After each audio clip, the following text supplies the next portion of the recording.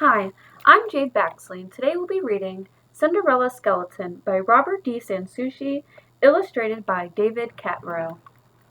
Based on the front cover, what do you think the story will be about?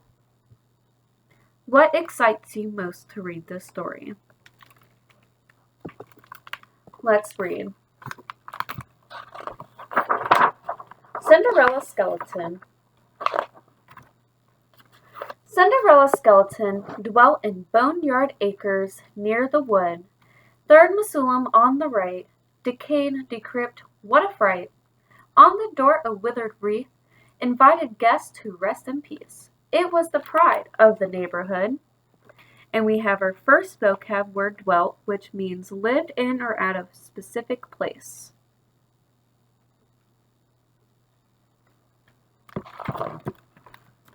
Cinderella's skeleton was everything a ghoul should be. Her build was long and lean and lank. Her dankish hair hung down in hanks. Her nails were yellow, her teeth were green, the ghouliest hunt you've ever seen. Foulest in the land was she. Cinderella's skeleton stepsisters treated her with scorn. Gristeline was small and mean, and firmly packed with spite and spleen.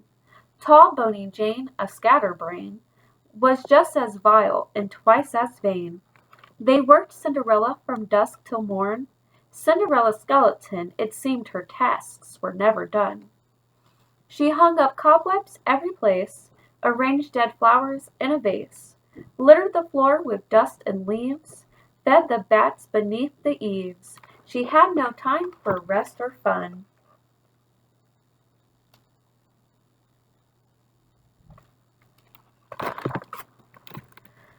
Cinderella's skeleton stepsisters dressed in fancy clothes, but she had only hand-me-downs, the others torn and tattered gowns. Her shoes had worn-out tops and soles. In fact, they were so full of holes they showed off all her bony toes. Cinderella's skeleton asked for help with household chores, but stepmother Screech began to shout, "You're lucky I don't throw you out. My girls are gems, you are common clay. How dare you even think that they should streak the windows or stew the floors?" So far, is this story similar to the Cinderella that you know? How is this one different?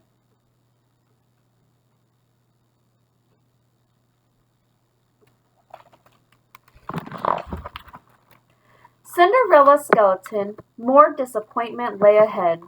Prince Charnel summoned one and all to his frightfully famous Halloween ball. When Cinderella begged to go, her stepmother sneered and told her, "No, you'll stay at home and work instead." Cinderella's skeleton watched the others leave in a hearse. Screech in mournful bombazine, her girls in Muldale green sateen. Then Cinderella made this vow, "I'll get to the prince's ball somehow. I'm taking action for better or worse." And we have another vocab word, bombazine, which is a twilled dress fabric material made from wool.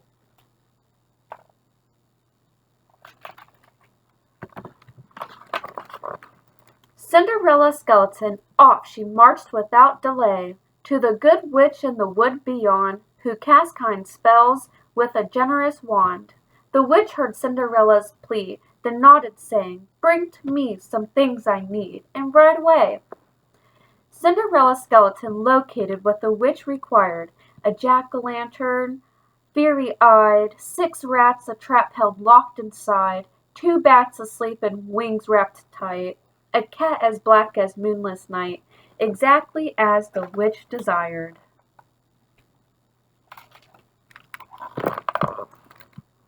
Cinderella's skeleton saw witch touch wand tip-tap to all.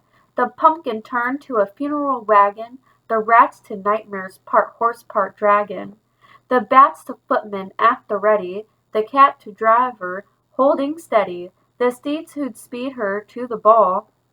"Cinderella's skeleton," the witch exclaimed, "you need new clothes." Her wand flashed magic to replace Cinderella's rags with a gown of lace, trimmed in silky ribbons and bows, while each worn shoe that showed her toes became a slipper with a satin rose. Cinderella's skeleton was eager to be on her way, but the good witch said, "Before you go, there's one important thing to know. You must return before the morning. If you fail to heed my warning, your joy will fade at the break of day."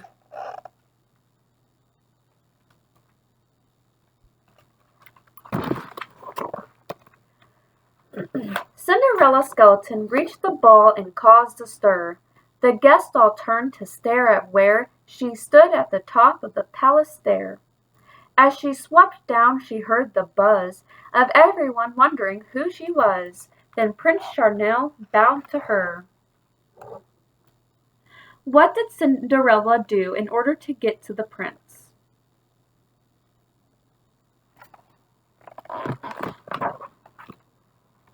Cinderella's skeleton heard Charmel say, "Your beauty burns like bonfires ablaze at night. Your brightness fills me with delight. Dance with me, lady, I implore." She smiled. He led her to the floor, where they walked with graceful dips and turns. Cinderella's skeleton, gazing into Charmel's eyes, was so in love she was unaware of each hateful murmur and playful glare that Screech, Bony Jane, and Grisseline aimed at the lovers' tender scene. She danced till dawn first lit the skies. And we have another vocab word, playful, which means threatening, harm, or menacing.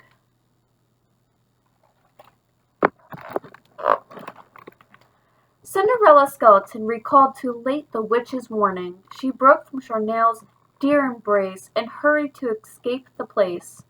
Charmel cried, "You were my answered prayer," but Cinderella fled down the stair, distressed how near it was to morning.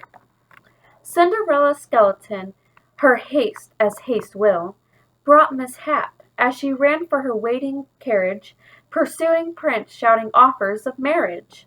She stumbled once, giving Charmel time to grab her foot and cry, "You are mine!" Then off with her foot came with a snap.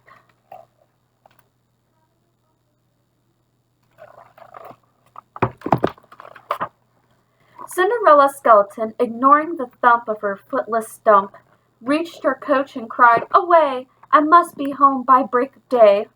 They raced pell-mell past the palace gate. The prince kept pleading, "Lady, wait!" in his hand a foot, in his throat a lump. Cinderella's skeleton, through near dawn her nightmare sped, but morning caught them in a mid-flight. Coach shrank to pumpkin in the light. Cats, rats, and bats skittered, flittered away.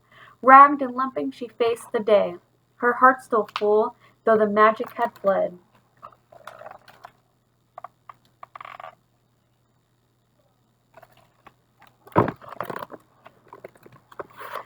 Cinderella's skeleton, her life grew day by day more grim. Her family worked her without rest. They knew Prince Charmel's mystery guessed. She drudged, but halfway through some chore, she dreamed she was on a dancing floor, as Charmel asked her to waltz with him. Cinderella's skeleton, her image filled the prince's mind. His days and nights turned to a blur, whirling round memories of her. So love-lorn Charmel vowed, "I'll start a search for the one who stole my heart. She must be somewhere I can find." "Cinderella's skeleton, until I find you, I will not rest," vowed Charmel, who traveled every place with her slippered foot in a velvet case. But no one, duchess, milkmaid, crone, could match foot bone to ankle bone. Each snapped a foot off for the test. What did Cinderella leave behind with the prince? Why was she rushing?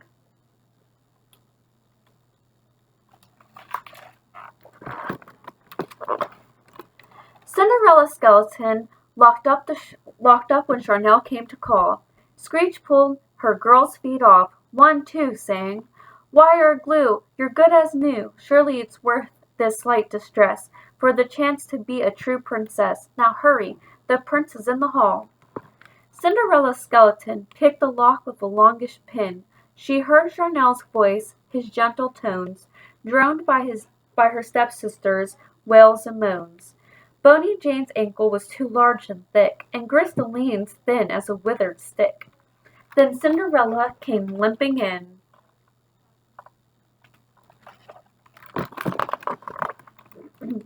Cinderella's skeleton, while everybody stared wide-eyed, she bowed to Charnel with this request: "Please, let me take your marriage test."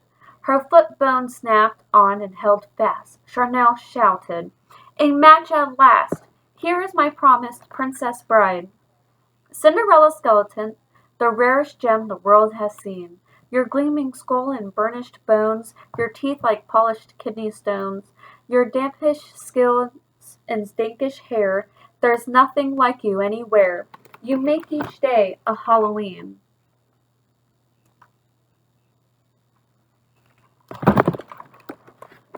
Cinderella's skeleton soon was married to her prince, and they stayed happy ever after, their kingdom filled with love and laughter. Screech, Grisseline, and Bony Jane just shriveled with envy and shrank to dust, and no one's seen or missed them since.